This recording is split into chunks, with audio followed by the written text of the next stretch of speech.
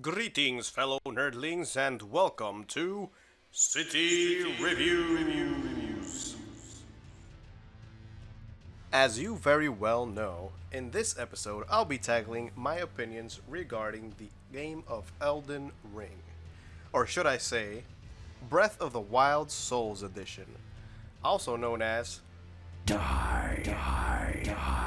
Let's start from the very beginning, where you get the chance to somewhat grasp a feel for the game by totally skipping the tutorial area. Oh man, you know exactly how these Souls games go. They pretty much just throw you in and you have to figure everything out by yourselves. But that is sort of the whole deal with these sort of games. And I have had previous experience with other Souls games, mainly Dark Souls 1, 2, and 3. Most Souls fans will be familiar with the whole setup of the game in the very beginning. First, you create your character, set your name, set what type of character you want to be, their appearance, etc., etc. You get to play a little bit around with what your initial stats are going to be like, depending on what character you end up choosing. But once you're in there, it's pretty much a free for all. Once you go through and skip the whole tutorial section of the game, you are led into this vast world.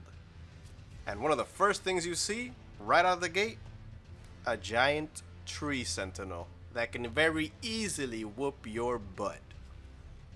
What an amazing game this is, giving you absolutely no chance at beating this thing the very first time around. If you're even going to attempt to fight this mini boss, make sure you have a few hours of your day to just slap around.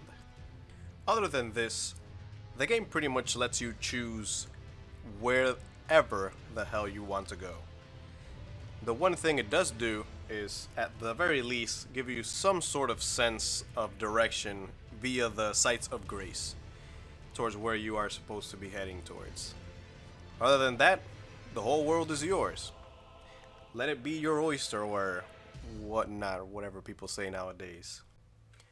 In my experience with past Souls games, I have usually gone with some sort of magic user to begin with my first builds. But for whatever reason, I was compelled to choose a melee style this time around. Even though I had been hearing that they had revamped the whole magic system, but I was like, why would I dedicate time to being another magic user since I've already dedicated all of that time to being that in literally the past 3 Souls games, right? And lo and behold, oh my god, it took some time for me to get used to this. Being able to attack from afar in this game, especially at the very beginning, is such a huge advantage. One of my all-time favorite things about this game, which coincidentally is shared with Breath of the Wild, is the whole sense of discovery. Wherever you go, you either find one new sort of enemy, or something that surprises you, a new catacomb or cave, new weapons, etc., etc. So, just being able to go through and randomly popping into places, finding new stuff everywhere, makes this for a great experience. Especially if this is your first Souls-like game. Now, that's not saying that this game does not come with its challenges. Yes, this is by far still the easiest of the Souls series games to jump into, but it's not really just handing you a low-hanging fruit.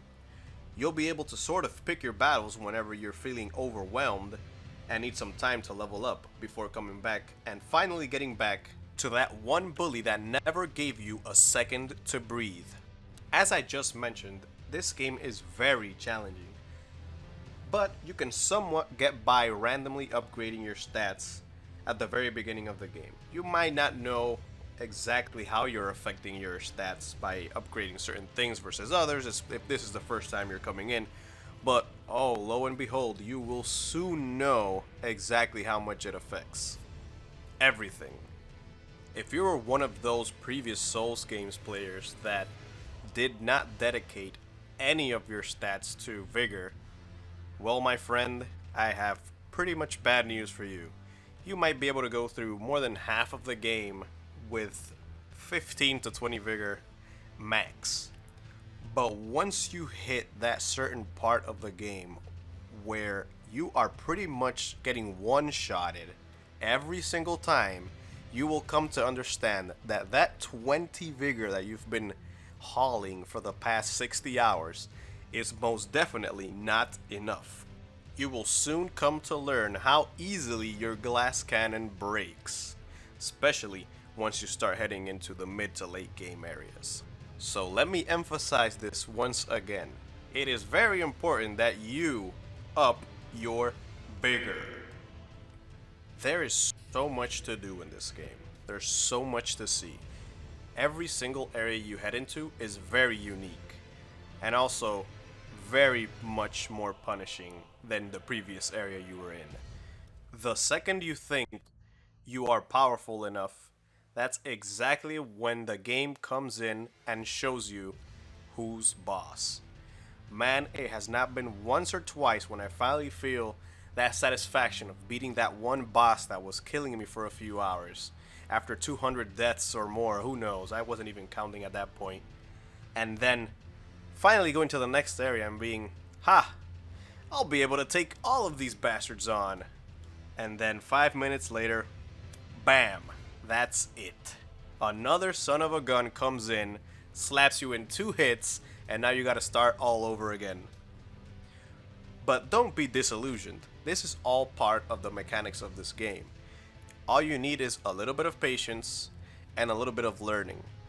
Once you go into that new boss that has been beating you a bajillion times, maybe try different strategies. You can also respec and try a different configuration of what you had already been doing.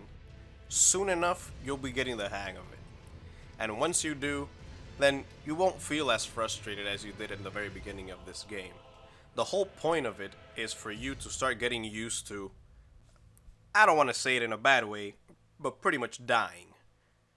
Over and over and over and over again. Is it frustrating to lose 100k souls? Runes? Yes, most definitely yes. But sooner or later you'll understand that in the end, it doesn't really matter. And once you pick yourself back up and start grinding once again, then you'll feel the satisfaction of going through each and every one of those areas and finally slaying left and right. My current character is roughly level 150, 151, and after 100 hours I can say this is an amazing, amazing game. If there's one thing that I can't stand about this game, it's the freaking laggy invaders. If they can fix that one thing, I can tell you this has a perfect score on my end. But freaking A. And I know you can play this game 100% offline, but man, come on. How hard is it to end the lag? End the freaking lag. How many times can I say it? This is literally the one frustration I have. Every time I want to play with a few of my friends and they finally are able to join, because that's one of the other issues we have with this game. It's like every single night at 9 p.m. we start having issues with connection. Another freaking invader comes in and they are laggy as hell. I don't mind dying to them. It's not really the problem, but when I'm slashing through them 100 times and not a single one of my slashes are hitting, even though I can clearly see that it is hitting them, that's when I start going crazy. And I mean freaking crazy. All I have is praise for this game. As for how I score this game, I think I'll give it a rating of infinite deaths over the square root of pi. And also, before I forget, my friendo, smash that like button, hit the subscribe if you want to hear or see more from me. Please, please do not nerf my blood blade. Oh Lord, please.